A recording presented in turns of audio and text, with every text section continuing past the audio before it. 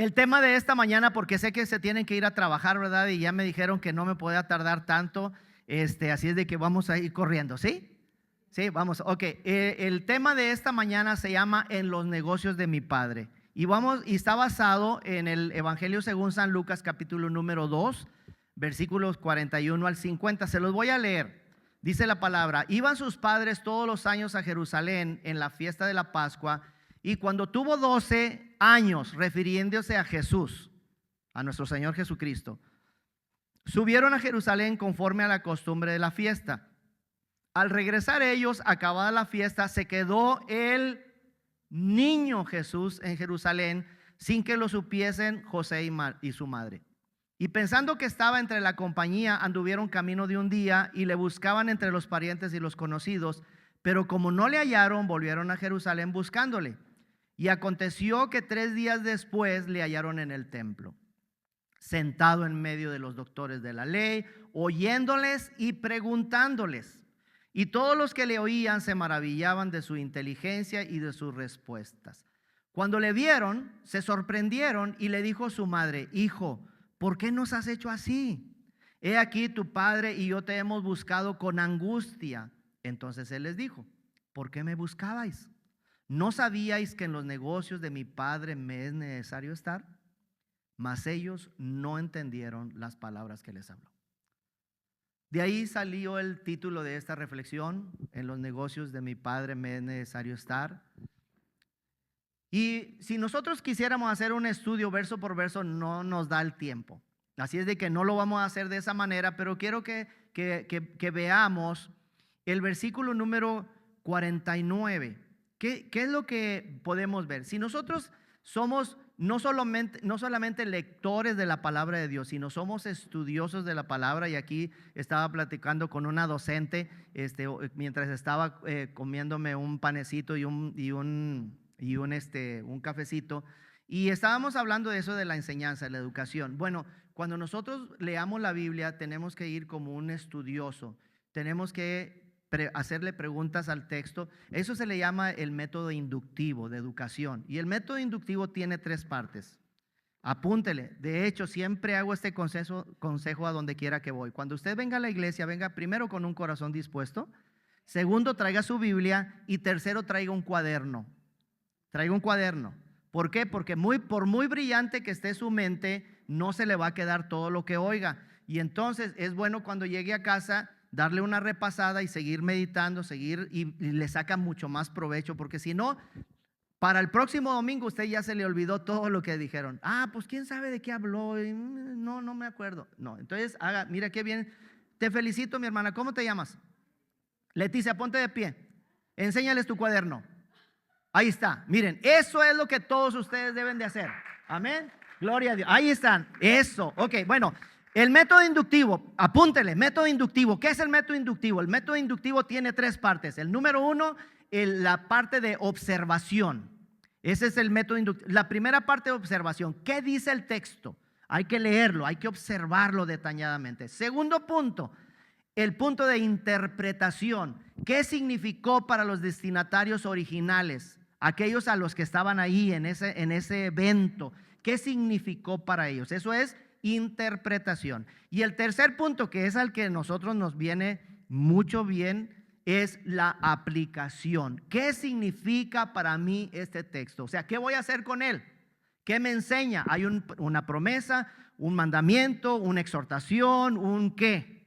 Porque ahí es donde nosotros le sacamos provecho. Entonces, si nosotros pensáramos aplicar este método inductivo a este versículo, sería: ¿qué dice el texto del versículo 49? Pues dice: entonces él les dijo: ¿por qué me buscabais? ¿No sabíais que en los negocios de mi padre me es necesario estar? Eso es lo que dice. Ahora, en la versión nueva versión internacional dice de esta manera, escúchemelo porque no va a estar ahí. Él respondió: ¿por qué me buscaban? ¿No sabían que tengo que estar ocupado en los asuntos de mi padre? ¿Por qué me buscaban? Ahora, es un niño de 12 años. Es un niño de 12 años. ¿Por qué me buscaban? ¿No sabían que tengo que estar ocupado en los asuntos de mi padre? Ahora, la interpretación. ¿Qué significó para los destinatarios orígenes? O sea, me refiero a María y a José. ¿Qué significó? Pues en base al contexto, no significó nada porque no lo entendieron. Eso es lo que dice el versículo 50. Mas ellos no entendieron las palabras que les habló. Algunas veces, mis hermanos, hay versículos o hay pasajes o hay situaciones en las que uno no las entiende. Y si no las entiende, pues como dicen, se nos pasan por arriba, ¿no? Pero esto es lo que vemos. Ahora, la aplicación. ¿Qué significa para mí este texto? Ahora, cuando digo qué significa para mí, pues me estoy refiriendo a mi persona, porque estoy haciendo una pregunta personal, pero sería bueno que usted también se hiciera la misma pregunta. ¿Qué significa para mí este texto? Hágasela. ¿Qué significa para mí este texto? ¿Qué significa? Bueno, con esta frase Jesús le estaba dando a entender primeramente a María y a José y luego a ti y a mí que su principal objetivo, el de él, al venir a este mundo era hacer la voluntad de su Padre Celestial. ¿Sí? ¿Estamos de acuerdo con eso? Ok, ahora, eso lo podemos ver en muchas partes de la Biblia. Por ejemplo, en Juan capítulo 4, versículo 34, que dice, Jesús les dijo, mi comida es hacer la voluntad del que me envió y llevar a cabo su obra. Eso es lo que dice la palabra de Dios. Ahora, pensando en eso, hacer la voluntad de mi Padre, el que me envió. En los negocios de mi Padre me es necesario estar. En los asuntos de mi Padre tengo que estar ocupado. Bueno, pues la pregunta es, si estamos hablando de los negocios de mi Padre, pues, ¿y cuál es la voluntad del Padre? En base a lo que dijo el Señor Jesucristo. Pues yo tengo que hacer la voluntad de mi Padre, el que me envió. Pues ¿cuál es la voluntad del Padre? Eso es lo que debemos de hacer con la Biblia, hacerle preguntas. Hacerle preguntas, ¿quién, cómo, cuándo, dónde, por qué, para qué? Porque ese es cuando sacamos el mayor provecho y no nada más es leer por leer.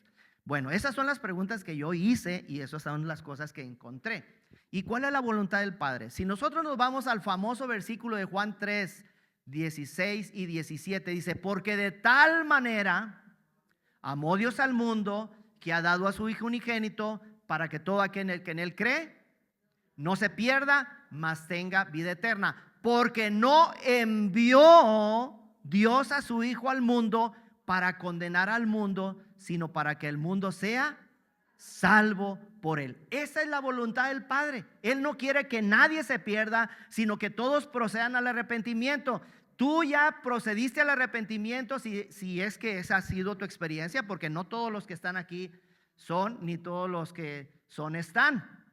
¿Sí? O sea, esa es una realidad. Espero que si tú todavía no tienes tu nombre escrito en el libro de la vida, pues que hoy se escriba. ¿Sí? Porque si eres hijo de cristiano, no porque eres un hijo de cristiano ya te hizo cristiano. ¿Verdad que no? Esto es una cosa personal, es un asunto personal. Bueno, ¿en dónde estoy parado? Ok, bueno, entonces, siguiendo con esta temática. Otro versículo, Mateo 18, 11 dice, porque el Hijo del Hombre ha venido a salvar lo que se había perdido. ¿A quiénes ha salvado el Señor Jesucristo que están presentes en este lugar? Levante su mano. ¿A quién ha salvado? Que está seguro que si se muere el día de hoy se va al cielo. ¿Seguros? Y si Dios les preguntara, ¿y por qué razón debo dejarte entrar a mi cielo? ¿Qué le respondería? Aleluya. Eso. Buena respuesta. Ok, entonces, siguiente punto. Entonces podríamos decir tú y yo, en base a lo que ya vimos hasta este momento, que estar en los negocios de mi Padre, en la boca de Jesús, sería la salvación de la humanidad. ¿Estás de acuerdo con ello? ¿Sí? ¿Estás de acuerdo? Muy bien. Ahora, si usted y yo nos decimos que somos seguidores de Jesucristo, nos decimos que somos cristianos, que somos hijos de Dios, que nuestro nombre está escrito en el libro de la vida. Levanten la mano los que su nombre está escrito en el libro de la vida. Muy bien. Entonces, se entiende que como seguidores de Jesucristo, nosotros también debemos o deberíamos estar en el mismo negocio. Si no puede decir amén, di ay. ¿Ok? ¿Sí? Ok, bueno, vamos a ver, para los que estuvieron ayer en el curso, gracias por aquellos que estuvieron. Aquí está Lupita, aquí está Ramón, está Gil, está Carlos, está, ¿quién más? ¿Quién más? Que se me fa, Martita, ¿quién más? Ah, mi hermana, Rosita, se me fue tu nombre, hermana. Coda eres. Ok, 3 pasajes que vimos el día de ayer, 3 pasajes y los vamos a repasar el día de hoy. El primero es lo que llamamos el primer mandato de nuestro Señor Jesucristo. El primer mandato, con lo que empezó Él su ministerio terrenal y empezó a invitar gente. Eso lo vemos en Marcos 1:17 que dice, y les dijo Jesús, venid en pos de mí y haré que seáis pescadores de hombres. Venid en pos de mí y haré que seáis pescadores. O sea, en otras palabras, sígueme, el pos de mí es en pos de mí, o sea, sígueme y yo te voy a hacer pescador de hombres. Levanten la mano los seguidores de Jesucristo que están presentes. Ok, deja la mano levantada. Ok, si tú eres un seguidor de Jesucristo, tú eres un pescador. Levanten la mano los pescadores que están presentes. ¿Cuándo fue la última vez que fueron a pescar? ¿El viernes? Ah, ok. Ah, pues sí, el viernes. Sí, ok, gloria a Dios. Ok, entonces aquí es desde que a veces hay mucho ruido y pocas nueces, ¿verdad? Aquí a veces hay mucho ruido y pocas nueces. Y es de lo que vamos a hablar el día de hoy. Ok, bueno, es el primer mandato. Si tú eres un hijo de Dios, si tú eres un seguidor de Jesucristo, si tú crees que el Señor Jesucristo perdonó tus pecados, tú tienes un trabajo y es el ser pescador de hombres. Sí, ¿ok?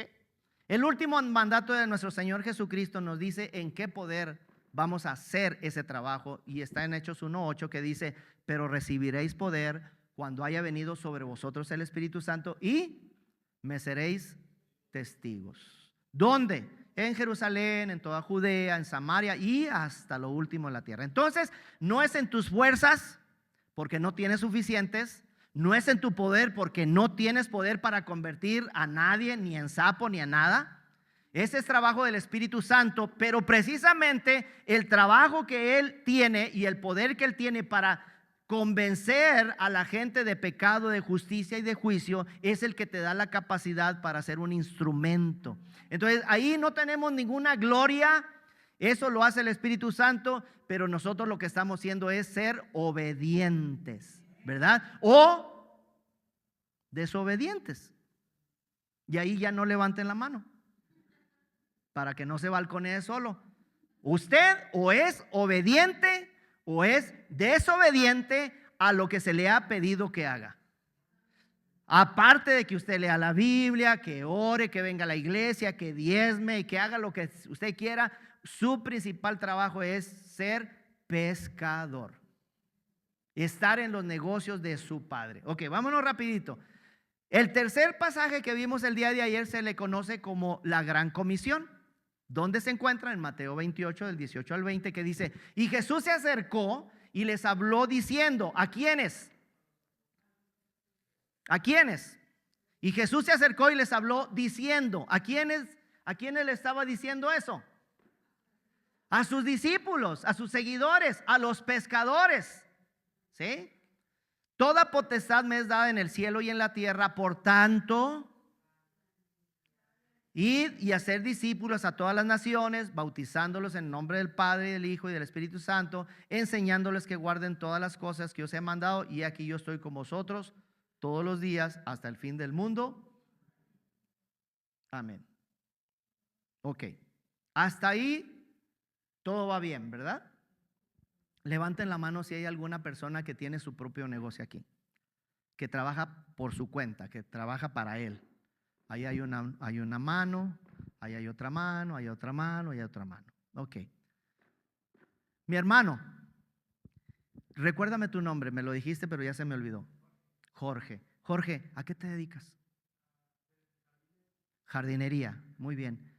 ¿Y cómo te va en tu negocio? Bien, qué bueno, gracias a Dios. ¿Quién más levanta la mano? Okay. ¿Cómo te va en tu negocio? Bien, muy bien. ¿Quién más levanta la mano? Gil, ¿cómo te va en tu negocio? Bien, qué bueno. ¿Quién más levanta la mano? ¿Por acá? Ok. Si nosotros decimos en base a lo que hasta hoy hemos visto en la palabra de Dios, que estamos involucrados en un negocio, pues nosotros debemos de preguntarnos, ¿y cómo nos va en el negocio? ¿Cuál es el negocio en el cual Dios nos invitó a ser parte? El negocio de las almas. ¿Sí? Debemos de hacernos esa pregunta, porque no es nada más tener un negocio por tenerlo. ¿Sí? Miren, me acaba de decir la hermana Martita que aquí cerraron. ¿Dónde está la hermana Martita? Se me perdió. Ah, ya está atrás. Que hace 2 meses cerraron Jack in the Box. ¿Verdad? Jack in the Box, ¿sí era? Jack in the Box lo cerraron. El único que había en el pueblo y lo cierran. ¿Sí? Pues hay que hacernos la pregunta, ¿por qué cerraron ese negocio? Porque probablemente no estaban teniendo las ganancias que ellos estaban esperando como compañía y dijeron, mejor vamos a cerrarlo.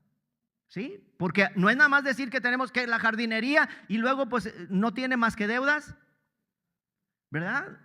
Entonces lo mismo es nosotros, debemos de preguntarnos si el Señor está involucrado en el negocio de las almas de nuestro Señor Jesucristo, porque Dios Padre lo envió con el poder del Espíritu Santo y luego nos invita a nosotros a ser socios en el mismo negocio.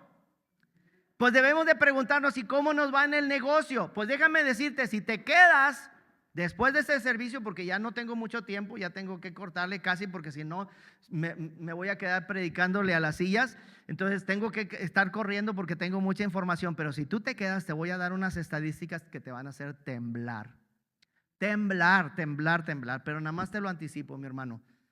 Jorge, dijiste que te llamabas Jorge, bueno, levántate, Jorge. Levántate. Mira, este Jorge Barbón, así como se encuentra, parece musulmán. ¿Verdad que sí? ¿Verdad que sí parece musulmán? Pero no eres musulmán, ¿verdad? Bueno, siéntate, Jorgito. Siéntate, Jorgito. Bueno, ¿saben ustedes que la mayor religión en crecimiento es el Islam? La gente que se parece a Jorge. El Islam es la mayor o la principal religión de alto crecimiento. Y muchos hijos, jóvenes, ¿cómo te llamas, mijita? Tú que estás aquí enfrente. ¿Qué? ¿Pero en qué estabas pensando, hermana, con eso? ¿Cómo? A ver, espérame, otra vez. Caitlin. Está difícil. Caitlin.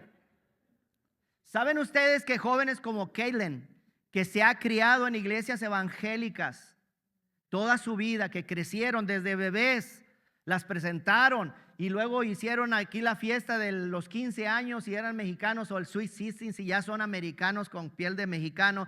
Bueno, y que se casaron aquí en la iglesia. ¿Saben que ahora muchos de esos jóvenes son musulmanes? Jóvenes que se identificaban con Jesucristo como el Señor y Salvador de sus vidas, ahora dicen que no. Entonces, si en base a esa información, si nosotros de una manera general, y no me refiero a la iglesia de aquí de Big Bear, me refiero a la iglesia a nivel mundial, si nosotros nos preguntáramos cómo nos va en el negocio de las almas, diría que nos va mal. No porque sea un mal producto, sino porque hay muy poca promoción del producto. Ahí está el problema. Ahí está el problema porque nos está yendo mal. Porque cada persona, a ver, pastor, vamos a hacer el ejercicio de los dedos. Hágalo, por favor. 8.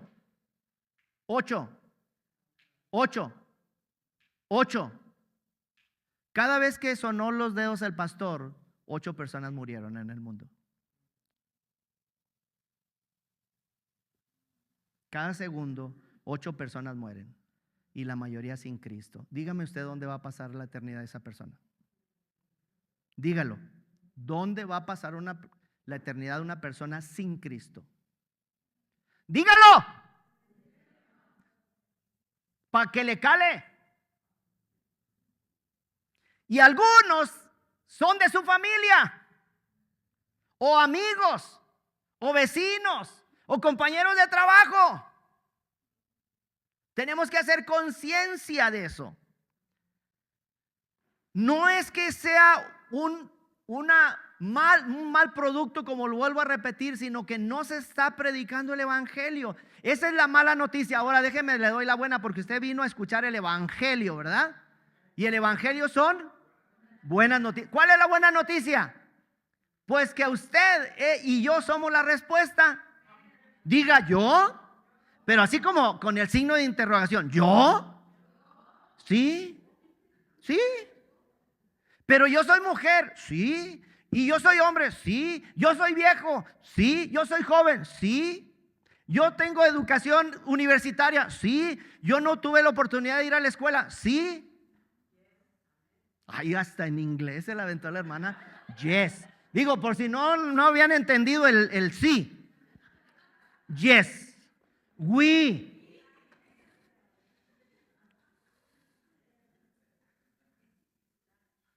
¿Por qué digo que usted y yo somos la respuesta? ¿Por qué lo digo?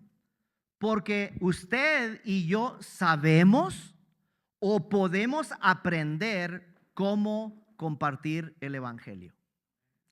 O sabemos o podemos aprender. ¿Sí? Por eso le digo que usted es la respuesta. Porque usted y yo sabemos o podemos aprender cómo enseñar a otros a compartir el evangelio. ¿Se recuerdan el ejercicio de ayer?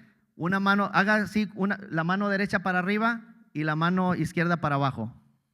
Hágalo así. Derecha para arriba, izquierda para abajo. ¿Qué quiere decir eso? Que nosotros debemos ser lo suficientemente humildes de ser enseñables y agarrarle la mano a alguien que sabe un poquito más que nosotros para aprenderle.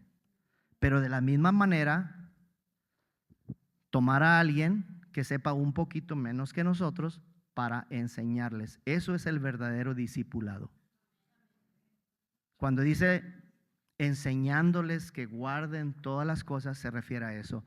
Yo le tengo que aprender a alguien, pero también le debo enseñar a alguien. Ok, vamos bien, porque vamos a terminar antes de las 10, ¿verdad? ¿Sí? ¿Sí? ¿O se quiere quedar? Hasta las 10. Ok. Miren el corazón del Maestro, miren el corazón del Señor Jesucristo. Mateo 9, 36 al 38. Y al ver las multitudes tuvo compasión de ellas, porque estaban desamparadas y dispersas como ovejas que no tienen pastor. Entonces dijo a sus discípulos: a la verdad la mies es mucha, mas los obreros pocos.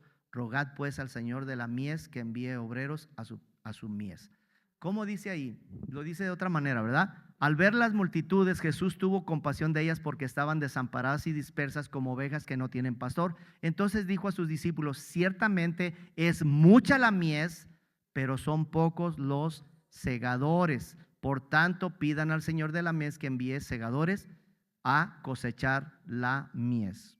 Ok, dice la palabra de Dios que son pocos los segadores. La pregunta es: ¿qué tan pocos son los segadores? Porque ahí está en la Biblia que son pocos, pero ¿qué tan pocos?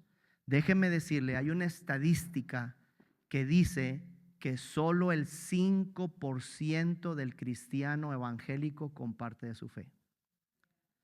Solamente el 5% del cristiano evangélico comparte de su fe. Entonces, si nosotros nos vamos al porcentaje, pues están hablando de un 100%. Eso quiere decir que un 95% no lo hace. Ahí está lo que dice ese versículo. Ruéguenle al Señor de la mies que envíe, porque son pocos los segadores. Son pocos. Y la mies, o sea, el campo para cosechar es muy grande. ¿Cuál es el campo? ¿Cuáles son la cosecha que hay que levantar? Las almas. Las almas. Y se están muriendo 8 cada segundo. Y muchos, porque no hubo quien les predicara, no escucharon, no pudieron creer, no pudieron confesar, no pudieron rogar por salvación. Y ahora van a pasar la eternidad en el infierno. Entonces, mira cómo estará el corazón del Padre, del Hijo y del Espíritu Santo en cuanto a esto. Ahora, yo estoy seguro que la palabra es viva y eficaz, es veraz y se va a cumplir. La buena noticia es que se está predicando el evangelio por ese 5%, se está predicando. Ayer lo vimos, 3 personas recibieron el regalo de la vida eterna por 15 minutos que se le dedicó a cumplir la gran comisión. Entonces no es de que, no, es que la gente es bien dura, la gente no quiere creer, la gente no me quiere escuchar, la gente, no es verdad, mi hermano. Lo que pasa es de que hay personas que todavía no les ha llegado el momento. Las ventas, estábamos hablando del ejemplo de las ventas. Usted, por muy buen vendedor que sea, usted no vende el 100% de las veces que ofrece un producto. Entonces, entender eso. Ahora, eso no está en sus manos porque esa es decisión de la persona, pero usted va y le presenta el producto y ya deja que la persona tome su decisión. ¿No es así? Pues es lo mismo con las almas. Entonces, dice Mateo 24:14, ponlo para leerlo de una vez como está aquí en la versión esta. Y este evangelio del reino será predicado en todo el mundo para testimonio a todas las naciones, y entonces vendrá el fin. ¿Que viene el fin? ¿Viene el fin? Porque le dice la palabra que va a haber un fin. Ahora, ¿sabemos el día y la hora? No, no sabemos el día y la hora, pero hay una señal: y será predicado el evangelio en todo el mundo, y entonces vendrá el fin. Entonces, no sabemos el día y la hora. Tiene que hacer, en base a este versículo, tiene que haber un avivamiento final. Va a venir un avivamiento, mi hermano. Se va a levantar el pueblo de Dios y va a decir: sí, Señor, que se haga tu voluntad. Así como en el cielo, aquí también en la tierra. Sí, Señor, y comienza conmigo. Va a llegar, va a llegar, va a llegar. Ahora el punto es, cuando llegue ese momento, ¿de qué lado vamos a estar? ¿Del 5% o del 95%? Esa es una decisión que usted toma, no Dios. No estoy enojado. ¿Qué tal que si estuviera enojado, verdad?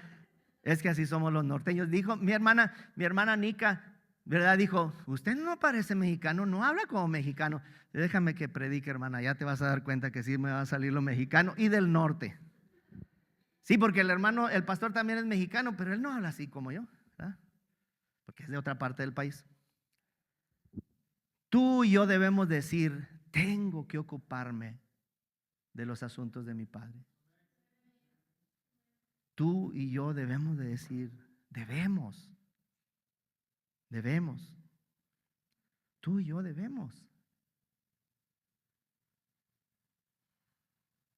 Tú y yo, si estamos en el grupo del 95%, debemos hoy tomar una decisión. Hoy debemos de tomar una decisión. Señor, ¿sabes qué? Perdóname. He sido flojo, negligente, perezoso, indiferente, apático, lo que tú quieras. No lo sé hacer, me da miedo, me da vergüenza. Y que si me van a decir algo, que si me preguntan algo que no sé contestar, es que a mí me da mucho miedo. Mejor que lo haga el pastor, o mejor que lo haga otra persona. Yo no fui hecho para eso. Eso es una mentira del diablo, mi hermano. Tú fuiste hecho para eso. Ahora quiero terminar, mi hermano, porque quiero terminar antes de las 10 con este versículo de Isaías 6:8. ¿Lo puedes poner, pastor? Isaías 6:8. Después oí la voz del Señor que decía: ¿a quién enviaré? Con una voz tierna, mi hermano, con una voz tierna, me imagino a Dios Padre diciendo: ¿a quién enviaré? ¿Quién irá por nosotros? ¿Quién irá? ¿Quiénes son nosotros? El Padre, el Hijo, el Espíritu Santo. ¿Quién irá por nosotros?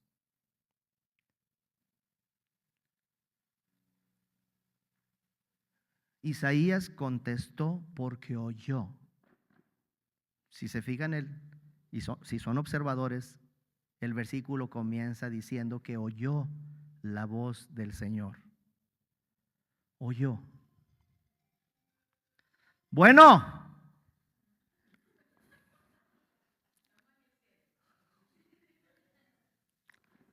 No se distraiga. Después oí la voz del Señor.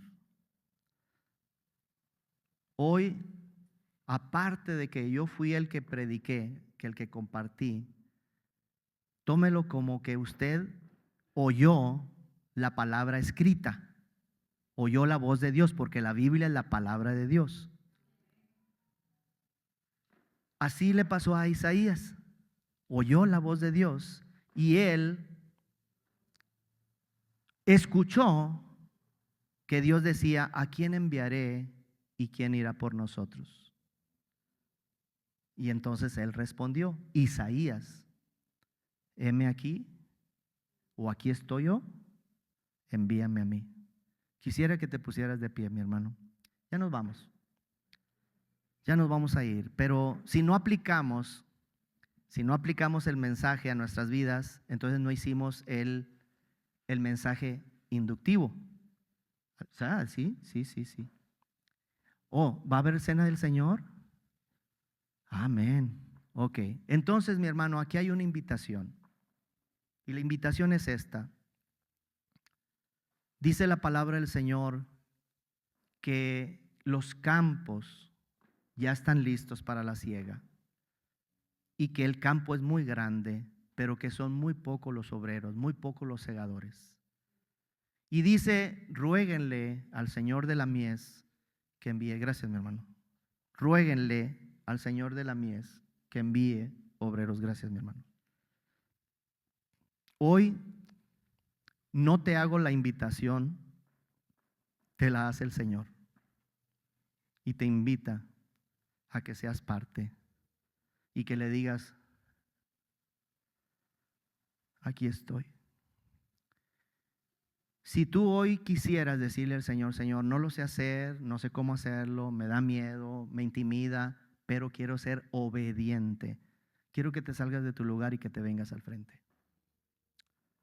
Si tú quieres ser obediente al mandamiento de ir y predicar el evangelio, si tú quieres cumplir esa invitación que el Señor dice: yo no quiero que nadie se pierda, son poca la gente que está hablando para que la gente no se pierda, y yo quiero que todos vayan, pero esta es una invitación, y esta es una invitación que se acepta o se rechaza. Si has salido de tu lugar, imagínate que saliste de tu zona de confort. Probablemente no sabes cómo el Señor te va a usar, pero el Señor te va a usar. Él lo va a hacer, porque Él al que llama capacita, equipa.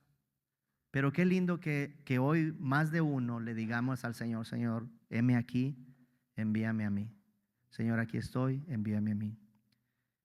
Así es que hagamos esta oración de consagración y digámosle al Señor: Señor, gracias porque me das el privilegio de ser un pescador de hombres.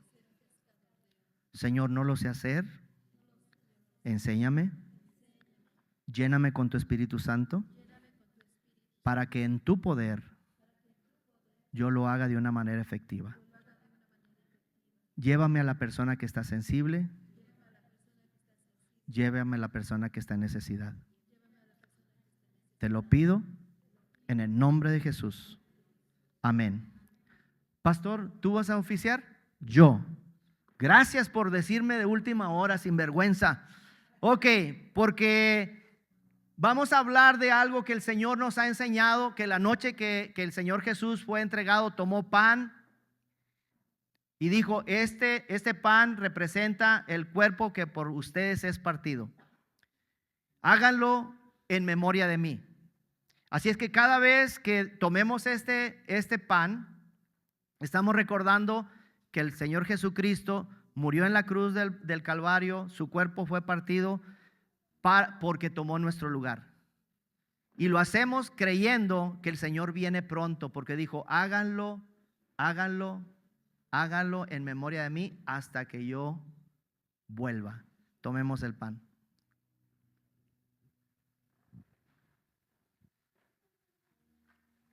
También la palabra de Dios nos dice que Él tomó la copa diciendo: esta copa es la sangre del nuevo pacto. Ya no es un macho cabrío, ya no es un becerro.